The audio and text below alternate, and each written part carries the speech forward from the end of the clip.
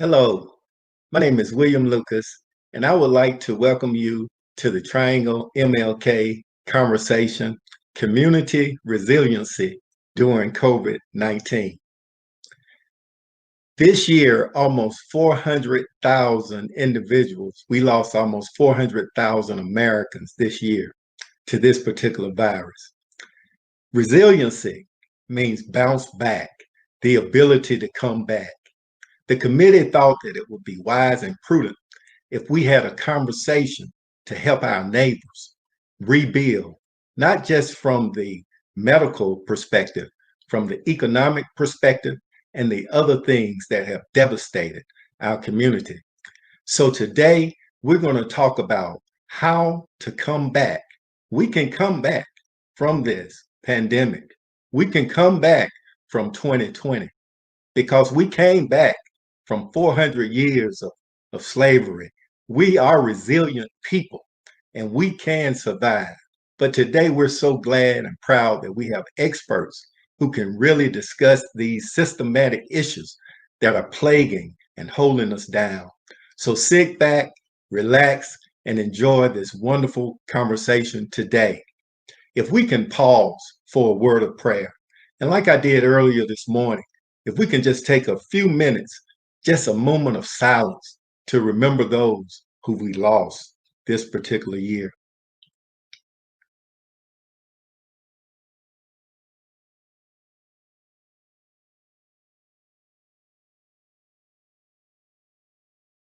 God, we thank you. We thank you, first of all, for our very existence. We thank you that you were so powerful and so resilient that you allowed us to overcome the systems of slavery and the systems of Jim Crow and the systems of hatred and bigotry. And God, we have no doubt that you will bring us back from this particular system that's trying to hold us down, even the virus as it touches individuals today. God, we thank you for this panel of experts that we have. Please touch and guide them and lead them as they continue to just pour out and illuminate us. And I pray, God, that you allow us to glean from that knowledge and bless this program. Amen.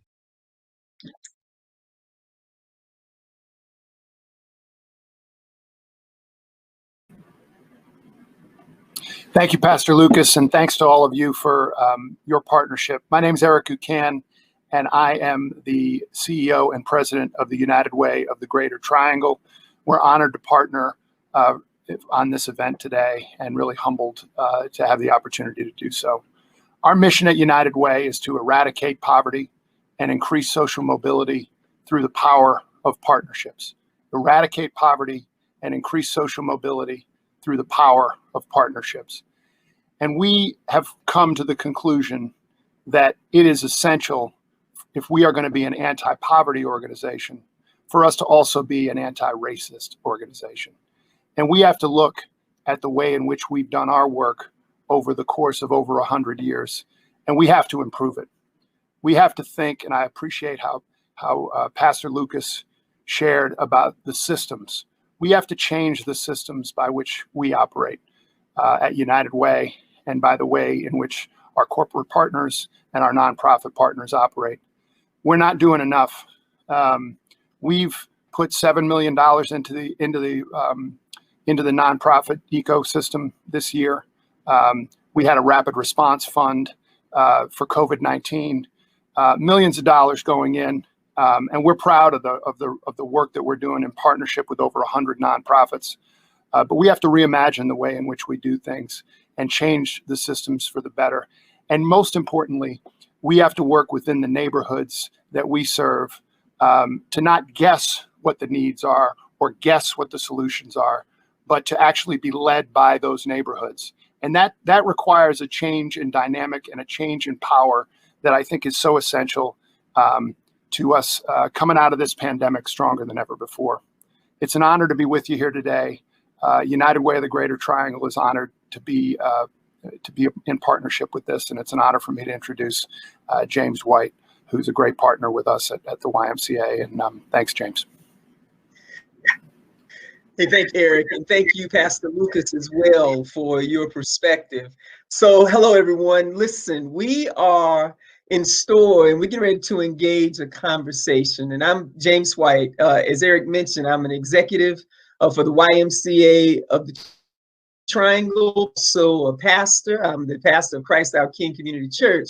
But then thirdly, here's what I'm aware of that I am now, incredibly human.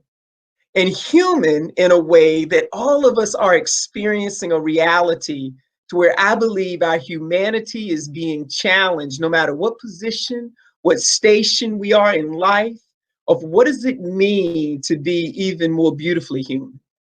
Here we are at a time period where we're going to be talking about a great deal. The title of this time is, again, as this morning, as Bishop Curry did an incredible job. And if you didn't have a chance to tune in, you will miss out. I would encourage you to go back and look. But Bishop Curry really set the stage for us in this idea that love is the way.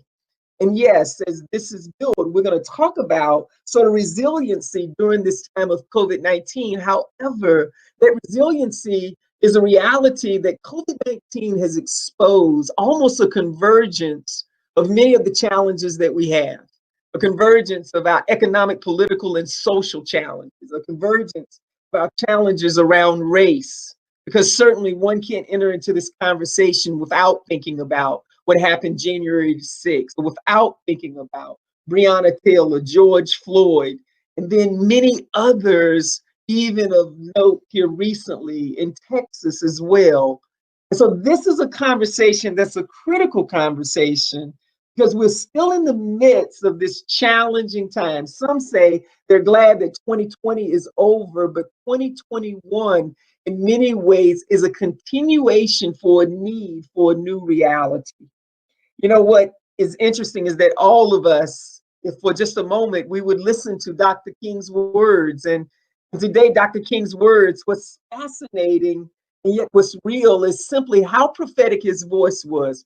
It was in 1968, just 4 days before he was assassinated, when he gave a sermon called Remain Awake Through the Greater Revolution.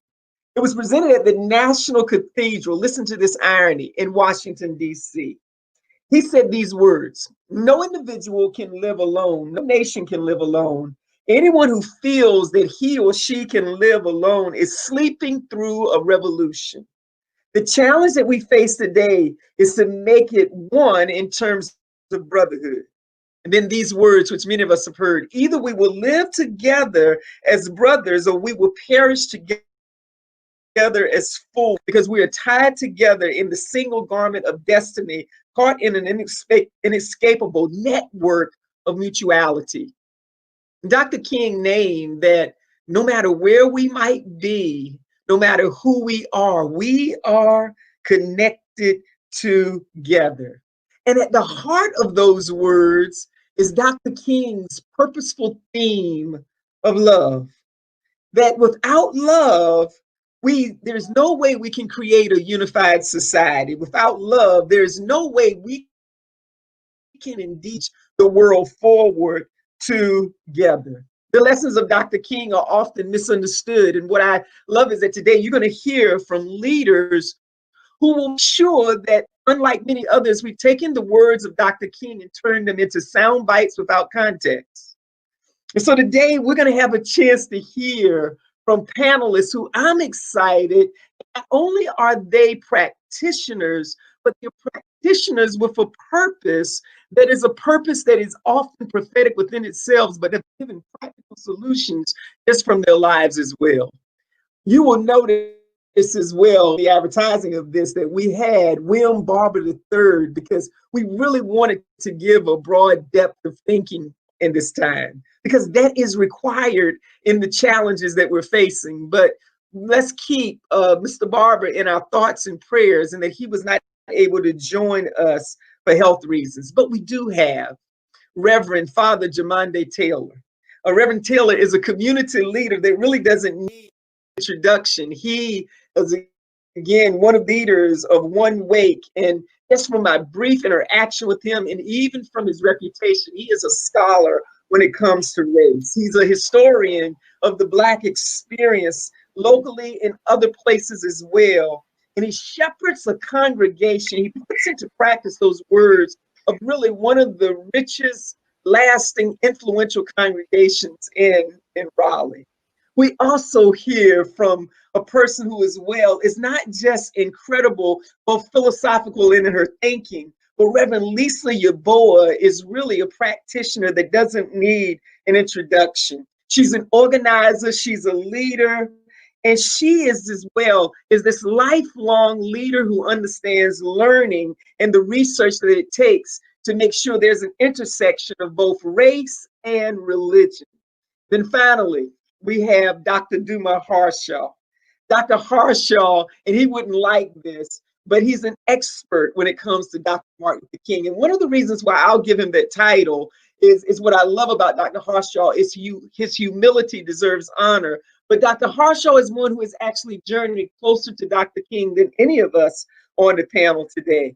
He is one of the prominent leaders of one of the legacy building churches here in the Triangle, First Baptist Church. And he brings this very unique combination of being both a scholar, being both a pastor, but even facilitating those who are organizers to be transformative in our community today. So we are thankful that we have gathered this group of leaders for what I think is a very important conversation. Well, here's what I want to begin with. No one can deny that these are very challenging times. And I'd like to hear from each of the panelists that how do we remain authentic? How do we, and especially for us as pastors, because sometimes those who see us as pastors, we often have been sort of marginalized, and there are many who feel that do we really have a word that is practical and operational in light of the times that we're in? But I'd love to hear, what is it that you are thinking, especially in light of January the 6th, because we can't leave that off the table. We don't want that to ever be an elephant in the room, but that along with COVID-19 has sparked our thinking. But I'd like to hear from each of you, what are you thinking as you journey as a leader in light of the times that we're in January the 6th and even Wednesday that is to come? So let me begin with you, Pastor Yebuah, first.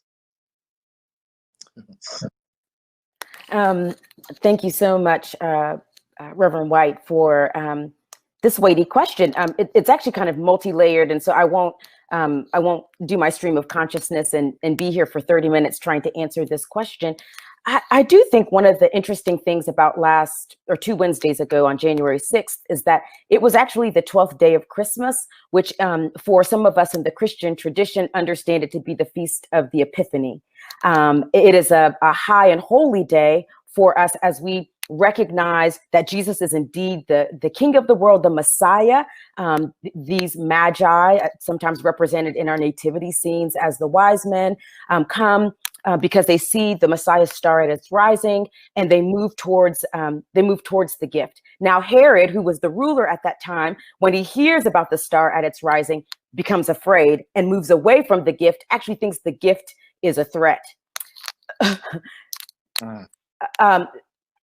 Epiphany definitely felt different than I thought it was as a practitioner of faith in regards to what was revealed and how I watched in real time people not being able to see the gift of themselves as humanity being propped up by an ideology of white supremacy. I feel like, honestly, what looks like authenticity as we hold January 6th is how we continue to renounce the spiritual forces of wickedness. How do we continue to not have to become more slick or strategic in the ways in which we call out white supremacy, but when we see it, to just say it, and just that we don't have to be in a posture of convincing, but to just name the thing as it is, and then to ask ourselves, and what does it reveal? What kind of epiphany is this? And, we oftentimes heard commentators say, this isn't us, this isn't us, this isn't America. And I'm like, no, this is who we are. Nostalgia and amnesia are the great diseases of the American people, is that we don't know ourselves well. So I think to be authentic is to be truthful about who we are. Well, thank you, Reverend Yebuah. Reverend Taylor. Thank you, Reverend White. Always good to see you and honored to be on this panel. Your question on authenticity is most appropriate. When I think about authenticity, I think about really humus, which is the root we get humanity, which means from earth. In the Christian tradition, we believe that God created humanity from earth. So to be authentic is to be in touch with the person God created you to be. And a truly authentic person is someone who is well suited and feels comfortable, as it were, in his or her skin. When we talk about the moment we're in, particularly given what happened January 6th, I think it's important to read that event through the lens of history and realize that this is not the first time we've seen that. Particularly here in the Tar Heel State, in 1898, there was a white supremacist really insurrection. White supremacists stormed Wilmington, ousted the duly elected mayor, ousted those people who had been elected, torched the Black community, and established their own government. It's certainly the only time in North Carolina we've had an event like that, and perhaps even in the United States. And so when we see what happened on the 6th, the breach of the quote unquote Temple of Liberty, we have as North Carolinians to say, well, that's part of our past. And so when we read these events, I appreciate Reverend Lisa's comment about revelation, what has been revealed. This is who we are. It's who we were in the past. It's who we are in this moment. And the beauty about the legacy of Dr. King is that we work toward the beloved community, that is working toward the greatest ideal and goal that we can live into his dream and vision. So one of the things for those of you who are joining us, we also have a feature. If you have a question, please put that question in the chat. We will try to get to it. Here's why I bring that up, because already if you're listening, part of what you see is the power of this conversation is you have both Reverend Yebuah, who have really put things into a theological framework. But then you have Reverend Taylor, who's added a historical framework to match that theological framework.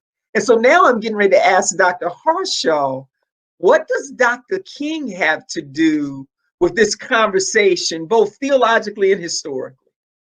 Yes, well, thank you so much.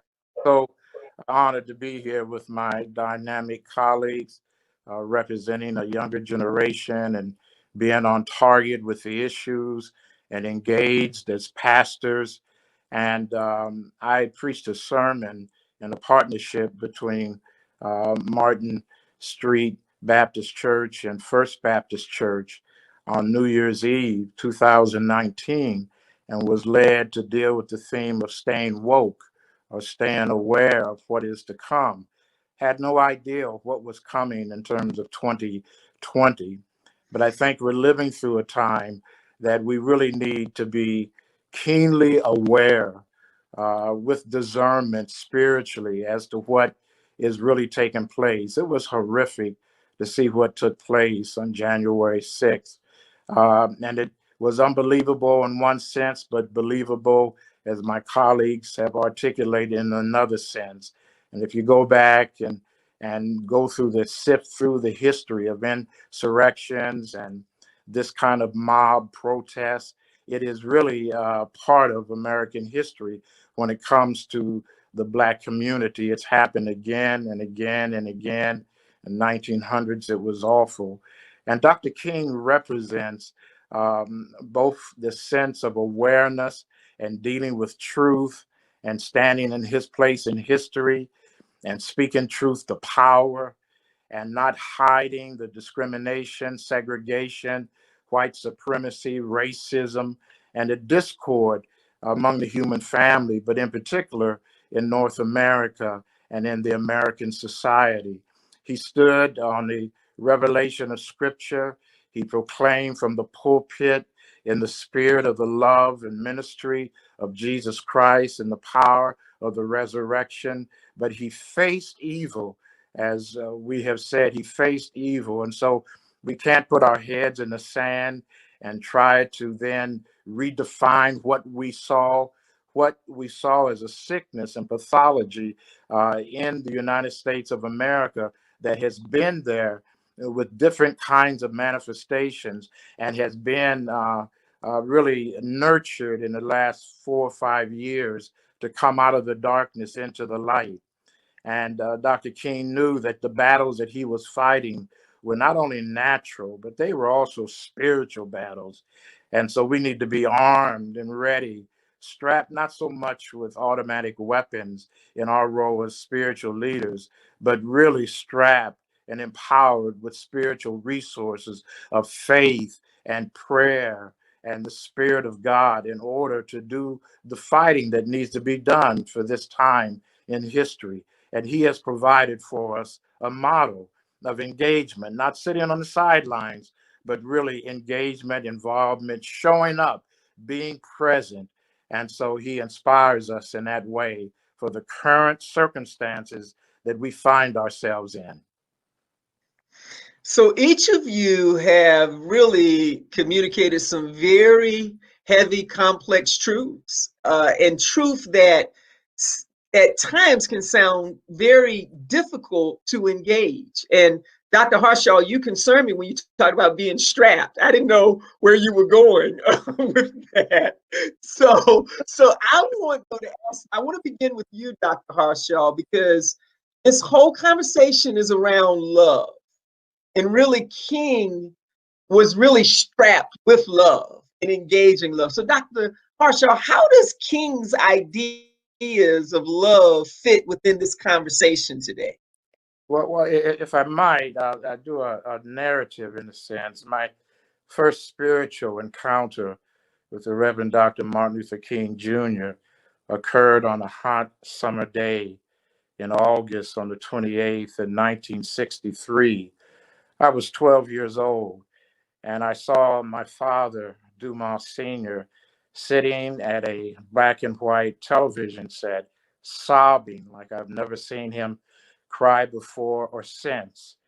And he was listening to a young black preacher address the nation while thousands were hanging on every word for the I Have a Dream speech. And it took me some years to really process what all of that meant. As a teenager, I didn't fully understand that message. I was mesmerized during that time by the spirit of protest in the 1960s, listening intently to the voices of Huey P. Newton and Bobby Seale and Stokely Carmichael, H. Rap Brown, the Black Panther Party, the Black Power movement, Ron Karenga and us, and Malcolm X. And I had a spiritual conversion, which brought about then a conversion of thought and ideology. And then I began to listen to and I embraced and grew to love the Reverend Dr. Martin Luther King Jr. because I saw him in line with the spiritual movement of Jesus Christ and how love could be applied more than a sentiment, but it could be applied to social ills and social evils, and particularly with the whole problem and the burden of America, which some have called the original sin, and that is entrenched deep racism. And so it awakened in me another kind of understanding. And in order to engage like Dr. King did, there needs to be an awakening spiritually, because it's so easy to pick up the gun. It's so easily to be about violent protests. It's so easily to give back what your enemy has given to you. But he knew that Jesus had a better way. And so through the years, I've tried to understand the message and the messenger and what he sought to do. And it has become a tremendous inspiration for engagement and fighting. And it doesn't mean that it's easy. And anytime you talk about applied love, like applied ethics, it goes beyond theory into practice. And there are challenges and difficulties, and it's not that easy, but it calls for a lifestyle of endurance, seeking to understand the implications of love and what it means for us to come together. And I think he was right on target. If we don't learn to love each other and live together as sisters and brothers, well, then we will perish as fools. And so he became an extraordinary model for that for me, and still speaks to me profoundly. So first of all, let me just pause here and say, Dr. Harshaw, this is a rarity for those who are watching this to actually hear from someone who's had a lived experience with Dr. King. And so thank you for sharing that narrative and story. Reverend Yebuah, you give leadership and you influence those who are younger, who even after hearing Dr. Harshaw's words about love, feel that we're in such an environment of hate, such an environment of aggression, that love feels too passive. Even though Dr. Harshaw just communicated some ideas about love from Dr. King. Reverend Yebuah, I'm curious, we're curious, how do you help a younger generation understand that Dr. King's method of love is really a valid method in light of the world we're in today? Yeah, you know, I'm going to maybe answer that in an expansive way to say, I think when I'm speaking to younger generations about like the radical nature of love, I want to speak to everybody about the radical nature of love. I think in many ways, whether you are an older adult or young, there's some ways in which we have abdicated our responsibility and commitment to not thinking of love as being woo-woo, you know? Because love oftentimes is not anchored in an ethic, because oftentimes the way we talk about love, it's not anchored in practice. We can take the watered down version of love as our standard. You know, I mean, we talk about we love food and we love the weather, but the love that Dr. King talked about, it was always willing to cost you something. It was not inconsequential love. It was a love that casts out fear. It was a love that disciplines our bodies to bend towards justice. And so I would say that when I talk about love in greater context, and also too when I challenge myself to not abdicate responsibility to radical love, is to imagine love that takes risks, is to imagine love that's tethered to just policies, to imagine love that disrupts our patterns of consumption. When we attach love to the things that are right and are righteous, we begin to recognize that love is not woo-woo. That love is incredibly powerful. I mean, again, coming out of the Christian tradition, we say God is love. Well, God can move mountains. God can create and recreate. God restores. God redeems. That means I attach love to all of those things. Reverend Taylor, can you respond, especially in light of your context and in light of some of your passions, as to this whole message of love and how we can hear it and know as both Reverend Yebuah and Dr. Harshaw, it put a very active reality to it. But can you add more to that, Reverend Taylor? Absolutely. As we think about Dr. King and the concept of love, he described love as the most powerful and ultimate force in the universe. In the Christian tradition, we believe, as Reverend Lisa said, that love begins with God, that actually God is love. And so the reason we are able to love is because God loved us. I think Dr. King's analysis of love is so powerful in his book, Where Do We Go From Here? Chaos or Community. And he talks about love and power. And he lays out this argument that traditionally people have thought that love is actually the absence of power. And he's saying that actually love and power to some extent are on the same level. That historically love has been thought of as the resignation of power, and that power as the denial of love. The power and love combination, I think, is so important because when we think of power, most people have a negative relationship with power. That's because their experience has been unilateral power, oppressive power, power over. This is the power of white supremacy and its derivative racism. But when we talk about relational power, power among people, this is what we saw in the civil rights movement. That was power among people, did not take up arms, people coming together to change laws and change corporations. That is the power of love. And so when I think about Dr. King and talking about love, we have to also talk about power. And as Dr. Harshaw and both Reverend Lisa, this is not a sentimental view of love, but actually power that enables you to do more than you could even think or imagine. I mean, imagine 1954 in this country, being the mother of Emmett Till, sobbing over her son's casket, saying that as Jesus Christ was to this world, Emmett Till will be through the United States. And we can really draw the line of transformation from Mamie and her son Emmett Till through today. Now, that would have been unimaginable for that woman, that young woman in Chicago, to look at the casket and somehow think that what happened to her son would be the catalyst of change. But that's love. That is power.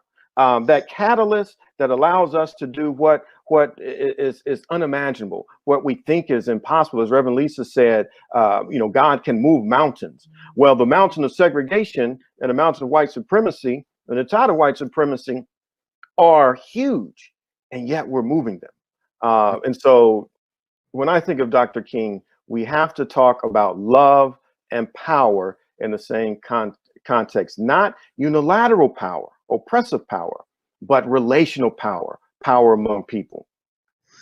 So each of you have mentioned words and ideas that, for those of us listening, can sometimes think they're distant. You've mentioned again about this idea of love and activism, and you've even mentioned white supremacy, and you've used other words that can catch some of us off guard. But for those who are listening, how does all of what you have just been saying, and I want each of you to tackle this, how does this affect us here in the Triangle? How does January 6th affect us here in the Triangle? How does, again, this idea of a need for a new kind of unity and love, COVID-19, how does all of that affects us right here? Yes. But what seems to me, one way, it really moves us again from the notion of being a spectator to being involved in what is really happening. And it's so important, particularly for people of faith, to then get involved, or to put their hearts and their spirits, to put something in the game, in a sense, and not just give your opinion on social media. One of the ways that my understanding of Dr. King was elevated was not just by reading books, but really engagement in the struggles in South Central Los Angeles during perilous times, and being engaged with faith leaders. Did a talk one time on remembering Martin with the Interreligious Council of Southern California that grew into an annual MLK prayer breakfast. I was honored to be able to work with some of the lieutenants around him during the movement, and meet so many of the people, including his family members, who were part of his ups and downs and struggles and challenges as he sought to exercise that love. And with Reverend James Lawson, who I worked with, who was the minister who invited him to Memphis, where he died, and also with the Reverend Dr. Thomas Kilgore Jr., who knew Dr. King as a little boy, used to bounce him on his knee, and was part of the Montgomery Improvement Association when it was birthed, and then had the honor, because of their tutelage, to serve as a member, but also the chairman of the Southern Christian Leadership Conference of the West in Los Angeles.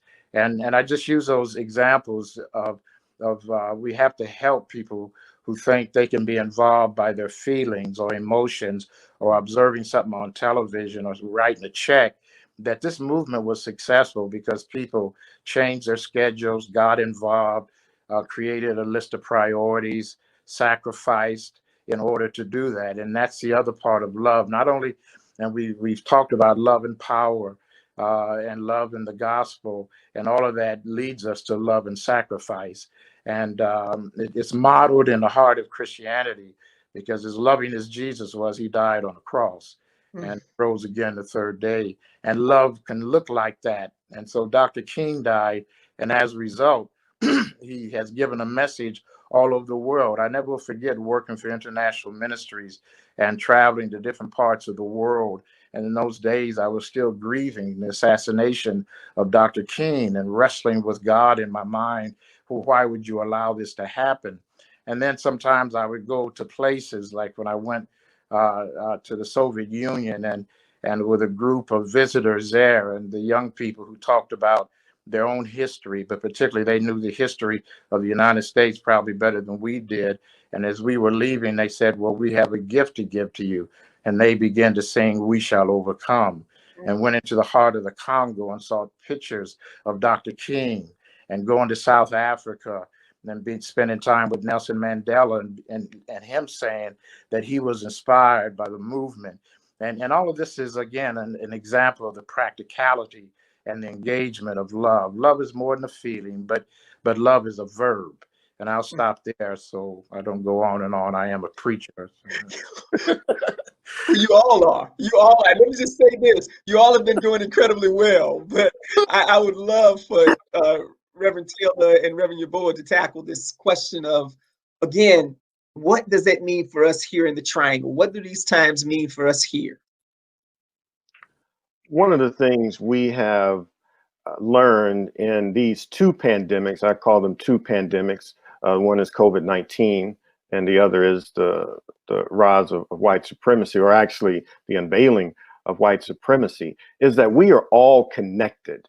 I remember one of the first acts St. Ambrose did in Southeast Raleigh is that we actually partnered with First Baptist and Southeast Table, where Reverend Lisa is, and we served almost 500 people boxes of food, 20 to 30 pound boxes of food. And I remember one of the organizers said, you will see people drive up in cars that you would not think that a person who drives this type of car would need food. And yet that individual needs food. So we saw really a leveling of a deeper connectedness of humanity. People who before had never needed food at all because they can go to the grocery store because they had good paying jobs, found themselves without work and needing to go to the food bank and needing to come to St. Ambrose and get boxes of food, needing to reach out to people. And so it was really a connection of humanity. When you think about this West African idea of Ubuntu, you know, I am because we are, meaning that I cannot make it without you. That is what we saw certainly with COVID. It's been a leveling. And then with the rise of the awareness of white supremacy, particularly around the George Floyd murder and Breonna Taylor murder, is that we see an unveiling. There have been people in this country, particularly people of color, Black people, who could easily see the history and read the current events and see that this was a problem. There were others in this country who were clueless and blind to the fact. And so this unmasking really unleashed protest around the world, to the Vatican, to Asia in the East, to South America, all around this rising tide of anti-white supremacy moment. So we in the Triangle are connected because we are with the rest of the world living in the midst of two pandemics. One is COVID-19. The other is an awareness of white supremacy and its derivatives, racism, sexism, homophobia, all of these things. I kind of want to, yeah, I want to add to kind of the same vein of Dr. Harshaw and Father Taylor. One of my dear friends, I want to give her a shout out, Dr. Margaret Antoinette Brunson, put respect on her name. We oftentimes talk about how just over the course of this pandemic, 8 million new people in the United States have slipped into poverty, which means that right here in our own community, we know individuals whose lives were already stretched before the pandemic, both pandemics, and whose now lives have been exacerbated by the struggles of this pandemic. And then more individuals who are now living a life where their lives, it's fragile, it's really, really very fragile, living out of a place of scarcity as opposed to abundance. And I think that oftentimes, and I'm just going to use the Triangle as an example, oftentimes in the midst of crisis or when things happen, we tend to move towards like acts of niceness and kindness. But in the face of these two pandemics, when we're watching, I mean, millions of people living as though there's not enough, when there is actually enough for everyone if we actually distribute it in a God-sized way. That niceness is not what we're called into righteousness. And I sometimes like to think that that righteousness is the love child of love and justice. It's when love is operating as its best self, is that everyone knows themselves as having enough, that no one is having to live out of a place of scarcity. So I feel like all these movements that have been kind of rising up, you know, Father Taylor and I, and also Dr. Harshaw, we are part of One Wake. You know, I think about our friends Durham Can, our friends in Orange County, who are moving the needle from being nice and kind, compassion to justice. And that's the way in which we love. I mean, I can't say that I love my neighbors and not care that there's an eviction crisis. I can't say that I love my neighbors and not recognize that there are individuals who are now having to figure out how to settle into life living in a hotel because there's not enough affordable housing. Love, if I say that, you know, God is love, that love is dynamic and powerful, then I have to believe that love is able to move in the places that we sometimes wring our hands, or in the places where we have created systems that cause people to not be able to live lives where they flourish. Wow. So all of you have mentioned this term, and we only have a few minutes left, so I'm sort of giving you all some boundaries. But sometimes when we hear the word white supremacy, we often hear, okay, are you talking about good white people, bad white people? And are you talking about, wow, that's the problem, is this black-white divide, and we've got to deal with that? When you say white supremacy, can you give us just briefly, what do you mean by that, so that those who are listening don't misunderstand what you're talking about when you talk about that being part of our challenge today? Yes, well, we're really talking about ideology that goes so far back in time, but a feeling that one group of people are superior over another and feel like the other is inferior.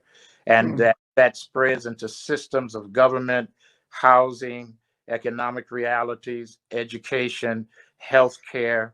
And then the person becomes stigmatized by being an other simply because of where you stand in terms of history and times and culture. And it's not a blame game in terms of making people feel guilty and all of that. It's just simply stating a reality that is part of the fabric of the creation of the United States of America. And the beauty and what has happened in this country in the last 4 or 5 years is that all of that has come to fore, but it's always been there. Now we can confront it, name it for what it is, and then deal with it. And lastly, because I know the time is short, you know, Jesus had a model that we can follow whenever he dealt with what the New Testament called demonic presence or possession. He always tended to name it or have them to name themselves so that he could be particular in what he had to exercise or what he had to deal with in terms of spiritual battle. And I think that's what America is going through now. We got to name these things for what they are. They're not the only things, but they are so huge and impact every way we function in the world, in this country. So they have to be named, drawn out, dealt with, dialogued about, educated about, denounced, and then move on. And that's a process. And that's where love becomes ugly, but it becomes real when you have to deal with love that way. Thank you, Dr. Harshaw. Does someone want to add anything what Dr. Harshaw said? I think we need clarity to overcome confusion. Many times when people hear white supremacy, they think of white supremacist. They confuse supremacy for supremacist. A white supremacist is a terrorist, is someone who is a neo-Nazi, who is a member of the Klan, part of a terrorist organization. White supremacy, as Dr. Harshaw said, is an ideology, a belief that one group of people, white people, are better than other groups of people. And we see that play out in our society when we look at racial disparities.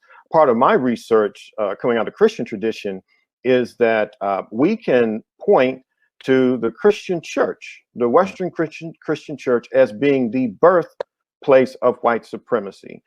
There were 2 papal bulls, 2 official documents issued by popes in the 1500s that allowed for the taking of land and the taking of people.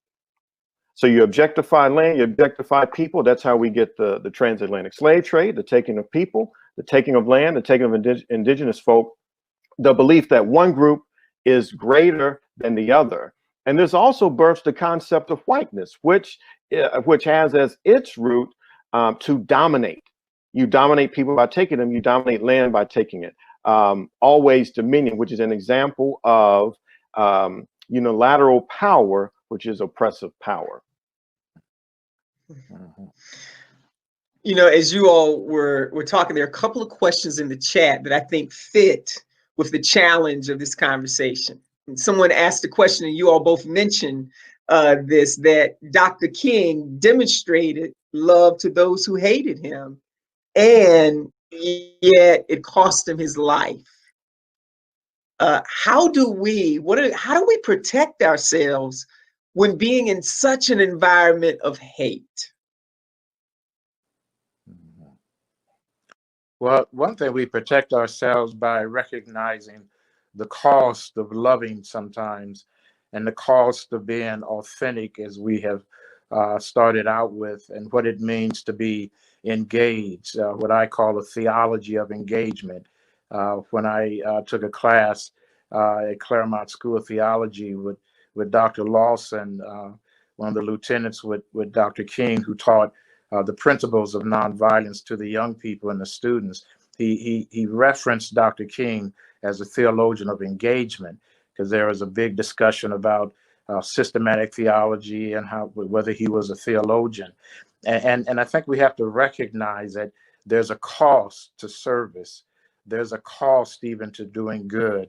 And we can't answer the reasons why good people suffer.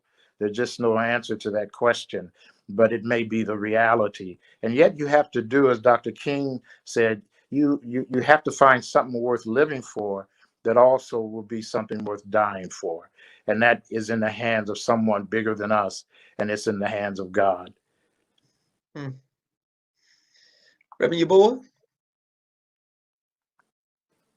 I think my colleague, Father Taylor, has something to say. Oh, okay, Father Taylor. I love how you put each other on the spot. Go ahead, Father Taylor. I know. I appreciate that. We know each other quite well. I agree with what Dr. Harshaw said. Love will cost something. Now, in the extreme, there is life.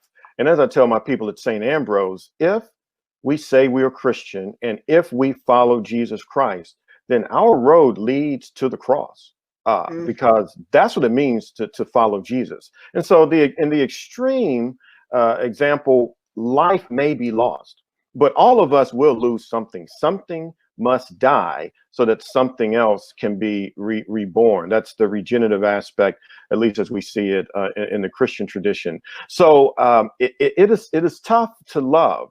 And as I tell my church people, we appeal to the humanity. One of the first things we do is to pray. We've had very spirited conversations in Bible study about it being challenging to love some elected officials. And we then enter this period of prayer because we believe that entering prayer, which is conversation with God, will change realities. And so, if we follow Jesus, if we follow love, we will lose something. It may not be our life, but something will have to die. Hatred, prejudice will have to die. And so the way we can go about loving those who hate us from a religious standpoint is to begin with prayer, by praying for them and then appealing to their humanity, because that's something we all share. As I talked about earlier with authenticity, humus, which is where we get the word human, which means of earth. We are all of earth. We're all created from the same substance. Even those who are non-religious and appeal to the humanist tradition, we all share a common humanity. And so we can appeal to that, to appeal to our common humanity as the starting place, the genesis of love. Wow. So I have another question, and Reverend Yebuah, I'd like for you to tackle this one. One of the realities, especially with Dr. King talking about how we're tied together, this is why love is important. But yet, that means we're tied with people who have different views politically. How do you even engage with someone? And this question was, how do you engage even with people of color who supported the past administration? And now that divide, even with the new administration, isn't immediately gonna sort of bring the divide together. Some suggest we're more divided than we've ever been before. How do you really engage love with those who have a very different perspective than?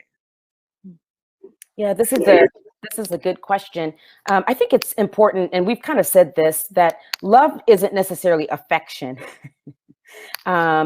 You know, I don't have children, but for those who are guardians or who do have children, they'll sometimes say to love their child doesn't necessarily mean it always feels that you're just overflowing with joy for one another. You know, love is not always affection, but to Father Taylor's point, love does look like, how do I honor another person's humanity? And when we honor another person's humanity, we also honor where people are becoming. How people are being shaped, which means that we also then have to confront where we might have some malformation. So I would say that sometimes, let's say, whether it be in communities of color or those who are white, we have to interrogate where we have all been sipping from the cup of white supremacy, because we're all swimming in the waters, and it can either malform us, either to move in the direction where we're shaped by empire, or it moves us toward the direction of like being shaped in the image of the divine. So, you know, part of loving one another is also inviting each other to live into the highest, kind of our better angels, like to live into our best selves, and to leave room for transformation, and also to leave room for change. I also think that you know, one of the things that, you know, Jesus says in the scriptures, like, love your neighbor as you love yourself. I think we have to be very careful to understand when Jesus meant that. It's like how you have regard for yourself should be reflected in the ways in which you have regard for your neighbor, unless you have a thin love for yourself, or if your sense of self is marred. Then I don't want that kind of love. Like, if you don't love yourself well, I'm like, you know. Let's work that out first. So I think sometimes in community, we have to hold each other accountable and be honest about the times when, as Toni Morrison would say, we have a thin love for ourselves, which is not love at all. So if I am propping up my identity and I've got some internalized racism that I haven't worked through, you know what?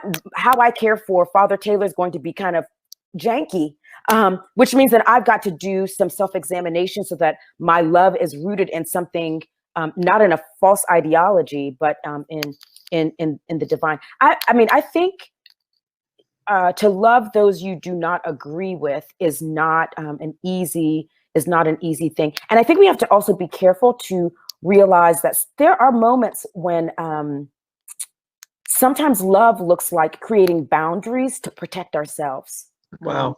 That it doesn't just look like becoming a self-martyr for the sake of community. That's a perverse kind of love. If I have to somehow die without any new life for the sake of community. So I think it's invitation and challenge, and a lot of self-examination so that we love one another well, because we also love ourselves well. Amen. Thank you. Someone else. Thank you. Well, I don't know what else there is to say after that. Okay, exactly. But the only thing I would add to that, because I think that really is reflective of what Dr. King lived and died for and understood, but also the notion of dialogue and building bridges. And that's difficult work. And a lot of that is happening in the triangle. And there's an effort like I've never seen before, beyond pulpit exchanges or those kinds of things, to really get at talking about the difficult issues related to difference and being an other, but that dialogue is really critical, and with that love that Rev Lisa just described, I mean, you can't lose, because change will come. It comes in our personal relationships from that, but also in our social relationships. So here's my question. Tell me right now, tell us what's giving you hope, especially as part of your role is to communicate and to teach and to lead and to shepherd people to have hope. What is giving you hope? Well, the theme that we are working with at First Baptist Church, 101 South Wilmington Street in Raleigh this year is faith and not fear, always remembering that all things are possible, or that we believe in the God of hope in essence. And God has not given us the spirit of fear, but of love and of power and of a sound mind. And so that's where the hope is. God changes people, God changes nations, and God changes us. And that's where the hope is. So you go on in faith, knowing that this too shall pass, but this too shall change. Reverend Taylor? I'm hopeful when I see people responding to the truth. Things that people have been saying, particularly Black people, for decades, for centuries, and it's been dismissed as somehow untrue. Now there is conversation. You can look at white supremacy. You could do a word search on media, the number of times that term was used 3 years ago versus last year.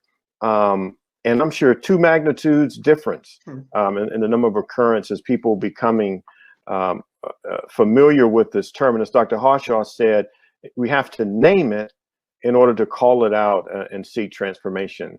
And also what I think coincides with that is given an opportunity for Blackness as a concept to be embraced. Blackness is not the opposite of whiteness, brother. Blackness is this ever expansive ability to welcome and to love. And that is what Dr. King did. Amen. Thank you. Rev Yebuah. Yeah, I think we're very similar to both of my colleagues. One, I'm finding hope in people being honest and transparent enough to like want some radical healing for their lives, which means, you know, interrogating sometimes the construct of whiteness or recognizing where racialized trauma has created limiting beliefs and folks being like, no longer, I'm going to live out of a place of abundance. That gives me a great level of hope that we're believing in our humanity tethered to something other than just a myth. And honestly, with work with One Wake and just some organizing and not feeling like we have to do anything alone, but we can leverage one another's power. That's giving me hope that we're not doing justice and love work in silos, but we actually believe like I can't do this unless I'm also doing it with you. So seeing my triangle community being a holy fulcrum for each other, that we're leveraging our goodness, and actually believing that this world can look different, like living with a holy imagination. Like this is not the best it can get. There's better. And moving toward that direction. It gives me hope. Mm-hmm. Well, let me just say, first of all, you all have given us hope.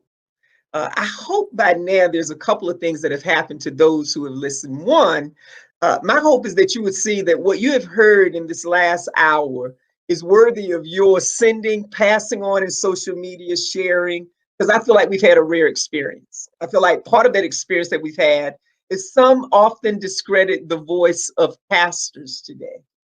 And I'm thankful that you've heard from 3 leaders who are not just leading from pulpits, but they're leading from the marketplace.